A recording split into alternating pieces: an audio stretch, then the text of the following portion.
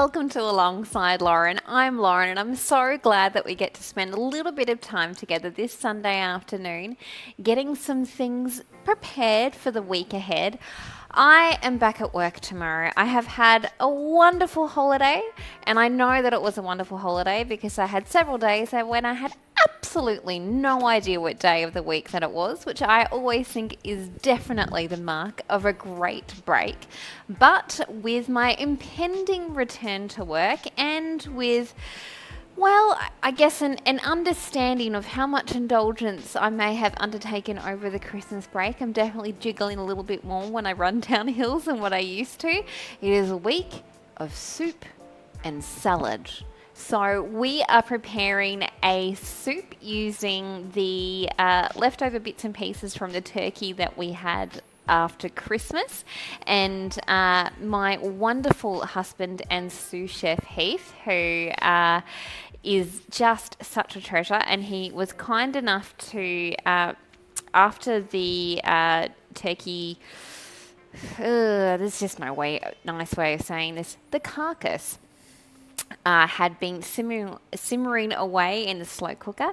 Heath did the really tedious job of taking all of the leftover meat off it, and so there's actually still like quite a good bit of meat, and purely because I'm just curious. I need to find out how much it weighs. Well, I say it's because I'm just curious, but I also want to make sure that if we are having soup for 4 nights in a row this week, that there's a reasonable amount of protein in there, so that we are taking good care of ourselves, but also so that I'm less likely to go hunting for one of the 4 blocks of Whittaker's chocolate, which I know are in our pantry after dinner. So we've got, 250 grams of turkey there, which is pretty good. But I will also just add in a chicken breast into the soup as well. Someone will have to remind me of that before we get started. Now, the preparation that I have undertaken for the soup, I spent last night cooking away a veggie stock as the base for it, using our leftover vegetable peelings that I have kept in the freezer. This morning I took out those vegetable peelings and then cooked the turkey carcass that I had frozen after we had carved it and put aside some meat. And so that had been cooking away while we were at church this morning, and now we're ready to actually start the soup proper. So it's been a bit of a journey. It sure has. And yes. This is my husband and sous chef Heath.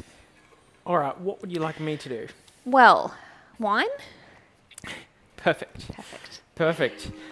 Do we want...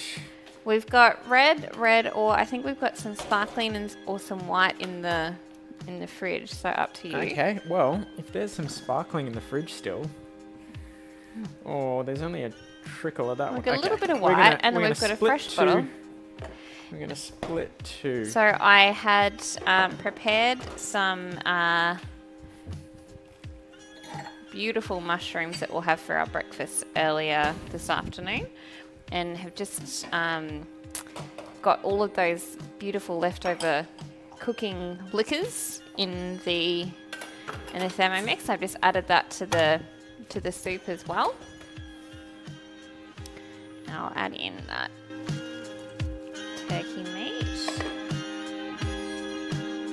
Okay, there's a little bit of sparkling left actually. I can give you a bit more. Very, very little that we had not consumed. If we saw it and if we wanted it, we ate it. We ate it, yes.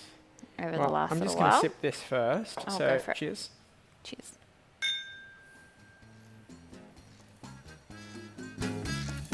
Because that was a particularly good sparkling, that one. I really enjoyed it. Boy Meets Girl, Sparkling Chardonnay Pinot Noir. It is a good one. That Now, was a cracker. I love using soup mix for a sort of nice, big, healthful soup. I don't have soup mix in the pantry, so I'm gonna have a crack at making my own, because why not? So I'm gonna add in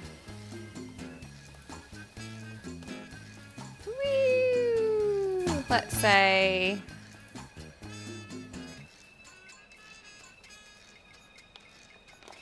125 grams worth of red lentils is 126, but what's 1 gram between friends? And the same of some, I think is it green lentils? Green lentils. We'll make that up to 250. What is actually the difference? Do they taste different? Do they have a different texture? Yeah, well, the red lentils are like sort of split, I guess, and they get smushier when they cook, so the green lentils will hold their shape. Oh, okay. Yeah, righto. But I love using like red lentils in dal, and we, because I buy red lentils in huge amounts from Costco, I will use them instead of split peas when I make pea and ham soup. Yeah, so righto. Red lentil and ham soup. I've got black-eyed beans here.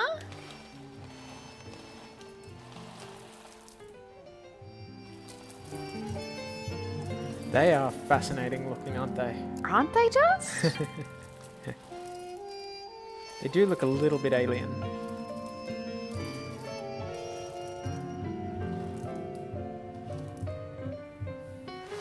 Watch Lauren measure things. I like it. Yeah. I love to weigh stuff. You know that. Oh my gosh.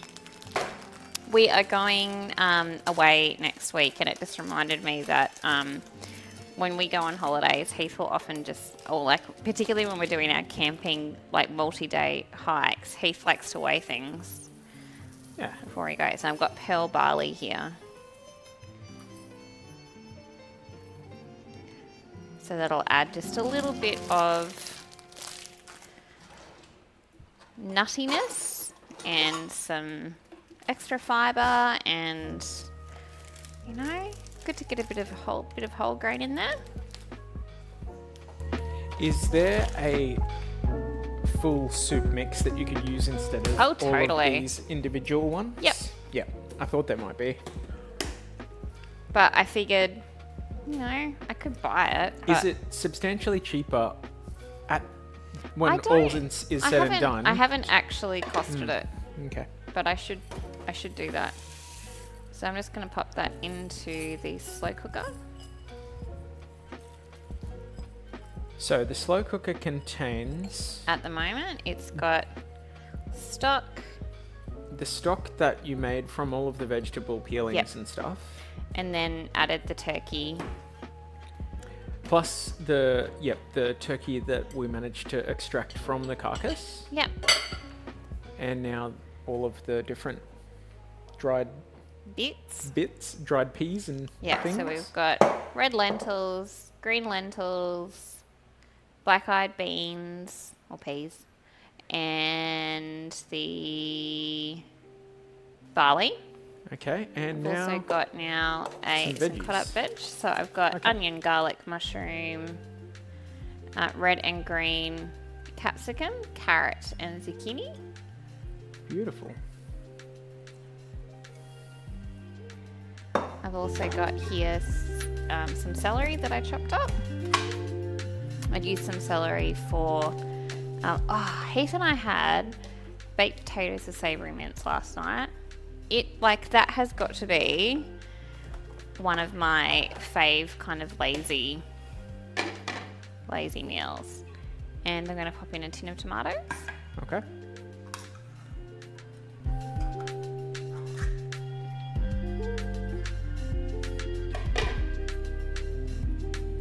Now I've added in effectively 500 grams worth of the soup mix. There should be enough liquid in there for that, but I'll just keep an eye on it. A little bit of water so that I've got every single ounce of that goodness in there. Now I keep putting the lid on just because I'm trying to maintain as much heat as I possibly can. Because really, I should have put this on the soup quite some time ago. But, you know, time gets away from me. Now, I have just extracted from the freezer a wee baggie of chopped up kale and silver beet stems. Oh. I mean, it doesn't look that appealing. Nope. But we know that it'll cook down to next to nothing. It does cook down to next to nothing. And it's so good just to add in a little bit of extra fibre. And, like, because you don't really eat the kale stems or the silver beet stems, it's kind of like free veg, which I love. Now, there is a lot of veggie flavour in there, but there's not a whole lot of savouriness, a sort of saltiness. So I am going to add in our old favourite, veggie stock concentrate. I made some veggie stock concentrate over the holidays, and I'd added in like some beetroot into it, so it's a rather alarming colour. It is a very, very red-brown sort of colour, which is unusual for our veggie stocks. Normally they're very green. But it will be. It has, well, it's delicious, and you can't actually taste it. It doesn't taste like anything in particular. No, it you can't tastes taste like beetroot. It just tastes vegetable like veggie stock and concentrate. salt. That's pretty much what you get. So I'll just get that all a good mix.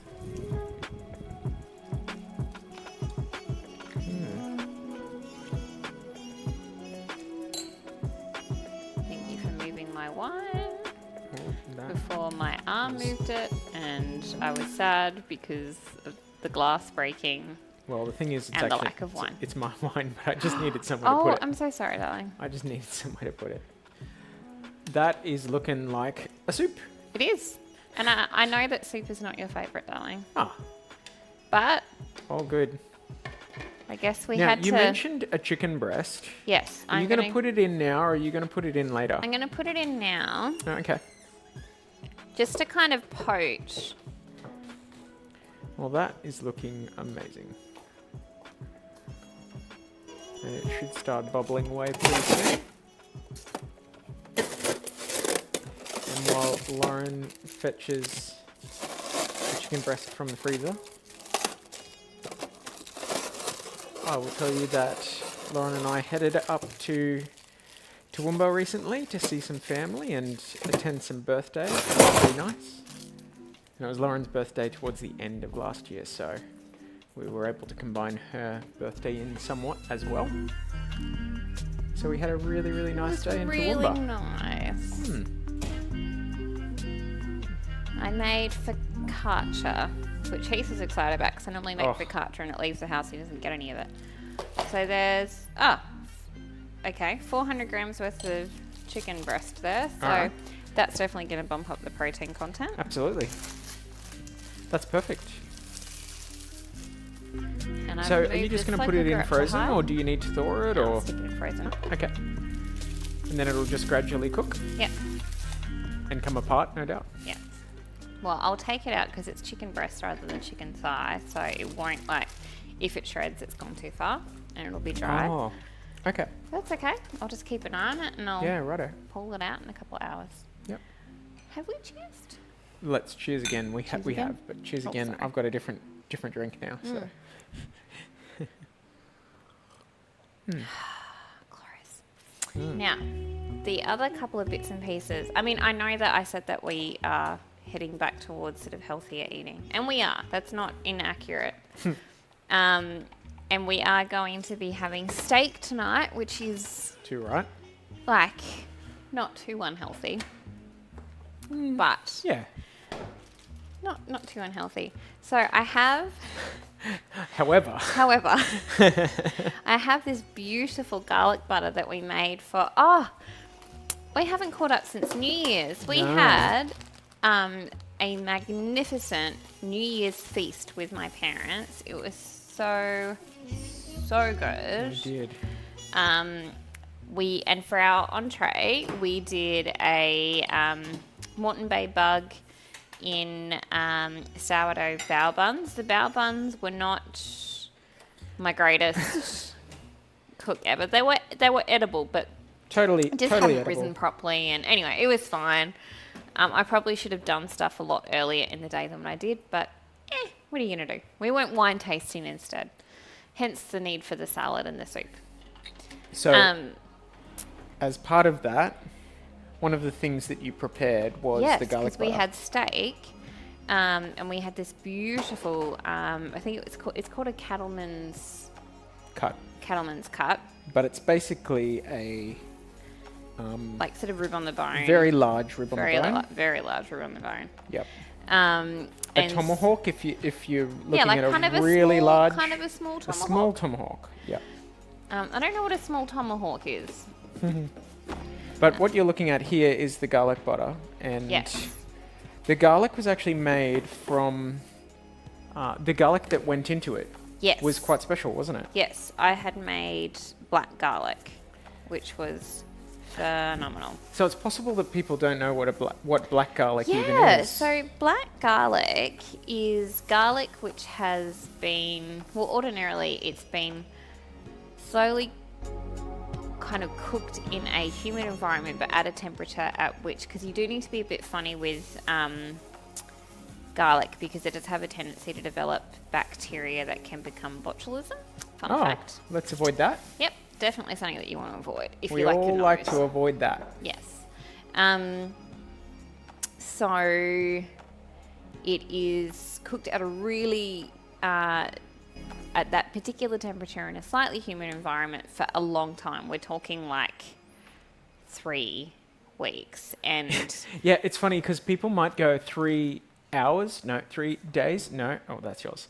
No. 3 weeks. It's a huge amount of time in a slow cooker, right? huge amount of time. Yep. Crazy. And so for me, the idea of just having like a slow cooker going somewhere in our house with Day and just- night, day whether and we're at night, home with or just the not. stench of garlic, I just no, like No, not no. even garlic loving Lauren Yes. could abide by that. So, what did you do So instead? I did some research and I found deep in a Reddit thread the suggestion of using a pressure cooker to create the black garlic. So that is what we did. We had a pressure cooker lent to us, didn't Yes, which is amazing. we? Very kind. And this was the result of pressure cooking in a jar, garlic cloves for I think we did 6 hours Yeah. in the end. Yeah. Pretty amazing. And so the garlic butter features the black garlic. And we had it with the steak. It was amazing. We had it with cumin roasted cauliflower, which I'm actually going to do to go with salads, to go with the soup. Which reminds me, so I'll get the oven on for that. And we created this beautiful garlic butter to go with it. So I was, because we're going away, I had sort of used up all of our potatoes and kind of thought, oh, we need to have something like a bit fun and starchy to go with our steak tonight. And I just couldn't think of anything that really appealed to me that we would still sort of have the potential to kind of use stuff up for the rest of the week without needing to go to the grocery store. And I remembered that I had this beautiful garlic butter, and so I got a baguette from church. We sliced it Like a garlic bread? Like a garlic bread? Without slicing all the way through? I appear to have sliced a little too low though, because I can see we've had a blowout on one of them, yes? I was not going to. Oh, it's on me. I tried to slice to the right height, but that's okay. And so now I have just left the butter out for a little bit to get it to soften.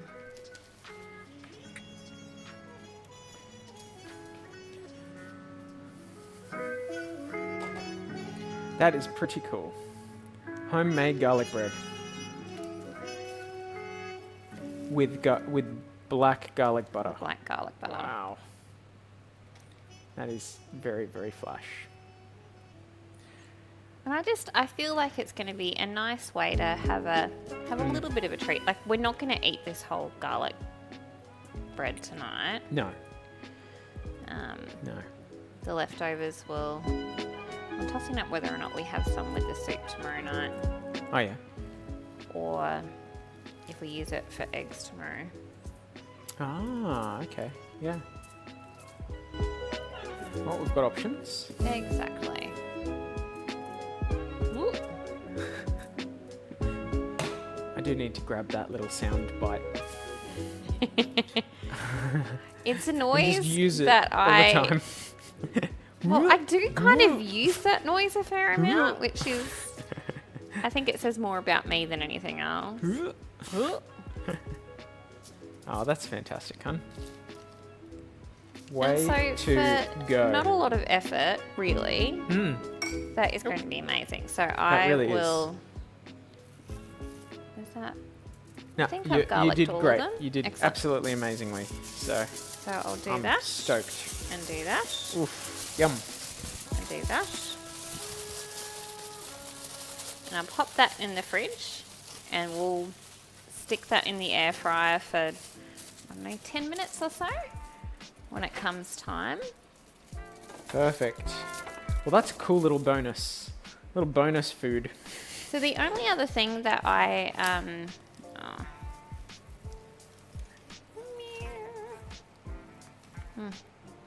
I thought I'd use up all the butter. Didn't quite get there? That's Didn't quite not get a there. problem. We can use it on something like toast tomorrow. Or the steak tonight. Sounds perfect. We do have a little bit of this rub that we've started using on steak, which is a New Orleans, Chicago style rub. So it consists of flaked Maldon sea salt flakes with smoked paprika, garlic powder, onion powder, some thyme, and I think we added some dried coriander in there as well. Yes. It is phenomenal. It is honestly the nicest steak rub. Yep. And so we'll have that on our steak as well. And the only other thing I was going to prepare this afternoon was some yogurt. Okay. Would you mind just grabbing me a couple of the 500ml jars? Yep. Sorry, I should have done Sure. it earlier. So I find that rather than doing, when I make yogurt, rather than doing it all in, I guess, one container, making the two 500ml jars just seems to work a little bit better for us in terms of how we consume it. It seems that because you've got one jar which is staying, sealed and completely shut, that it just seems to last that little bit longer, which is perfect. Where on earth did I put all of these? In you go. And you. Perfect.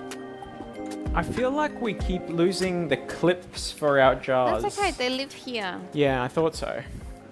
So, I've only brought 2 over. That's I okay. need 4. As long as I've got lids and the seals, I should have I've got lids and sufficient. seals. Yes. Arr, arr. Seals? Ah, yes. There's a deep cut. Very good. Alright. So the other thing that I've quite enjoyed about this holidays, because we've stayed home, which has been great. But we've had an opportunity to watch a bit of telly and just, potter around the house and do Lego and sewing and all those sorts of things. So we just finished watching the series Nautilus, which we've quite enjoyed. Nothing particularly exciting. It's just been good fun. Yeah. It was sort of based on Jules Verne, 20,000 Leagues Under the Sea. Yeah, Which is I'd good. say that it was good enough to fill the time when you need to just have a rest and sit and watch a bit of telly. Yeah. Wasn't the Look, it wasn't going most to set anyone's amazing- world on fire, and that's fine. All right, so I've got 900 mils worth of milk that I have heated to 80 degrees and then let cool down. So the reason why you go through that process, so 80, it's not pasteurizing because 80 degrees is not hot enough to do that. But there's a particular protein in milk that you change the nature of when you heat it above 80 degrees. And that particular protein can inhibit the development of the good bacteria that helps to create yogurt. So that's why you do that. If you're wondering, which you probably won't. So to that, I am going to add about 100 grams of a starter culture. So that for us, that is our last batch of homemade yogurt. So it is something which is quite easy to do, but you do just need to make sure that you're using clean implements and that you're still, sort of following good hygiene practices, because you are dealing with bacteria. It's essentially controlled spoilage. controlled spoilage. Yeah. Yeah. No, It it is. is. There are definitely risks, aren't there? Yeah. There's risks when you do this specific thing, when you use yogurt, older yogurt. Yeah, so to it's not fuel your something new which yogurt. is. So after, I guess, probably a few uses of Yep. of that starter culture, we'll get a fresh one and, Yep. and start again just to make sure that we're not sort of picking up any nasties at all. Exactly. It's not like sourdough, hey, No. where you can have that thing turn over and over and over and over. Yeah, it is a little bit different. So we'll also add in some milk powder, and part of what this is doing is it's boosting the protein content of the milk. So not only does this mean that we get a higher protein yogurt, which for all those gym bros, you're welcome. But it makes it thicker, right? Yes, and that's probably more the bit that I'm concerned about. Yeah. Says she who just weighed the amount of turkey in her carcass so that she could have a reasonable amount of protein in her soup. Well, we run a bit, so we do need some protein. Me too. Keep our muscles healthy. Yeah. And And fueled? for me, it's mostly so that I know that I'm going to be less tempted to go hunting for snacky snacks. Feel a bit more full. Yeah. But there is like so much going on with that particular soup. The amount of veg and all Yep. sorts of things that are in there. That is one big healthy vat of goodness. The word vat isn't all that appealing, Yeah, is it? look, it's really not. No. But that's okay. That's okay. That's okay, yeah. I'm so sorry. I'm so sorry about that. I need to stop. Wow, you're making it better. No. Or not better. So, okay. So that's in and doing its thing. So that's all getting mixed. Mm-hmm.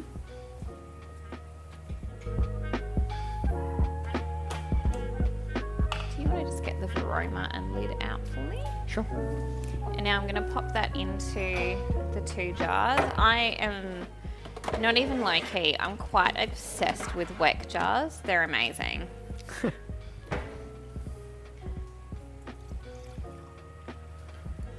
Okay, so it's just, it just appears to be milk at this point. Yep.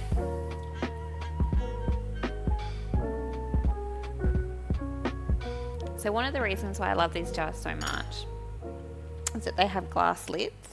So because we need to remember that what we're dealing with has got acidity associated with it. So you wouldn't want to have the acidity that you would normally get with yogurt connected to metal for an extended period of time, because it will start to corrode the metal, which is not great, because then you would kind of eat the corroded bits, which I imagine is a suboptimal outcome. Like licking a coin. Whoa.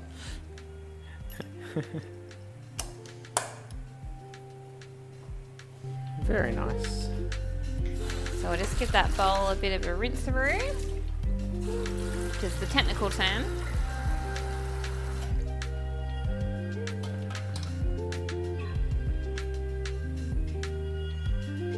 And add So in you a put little... some water in there.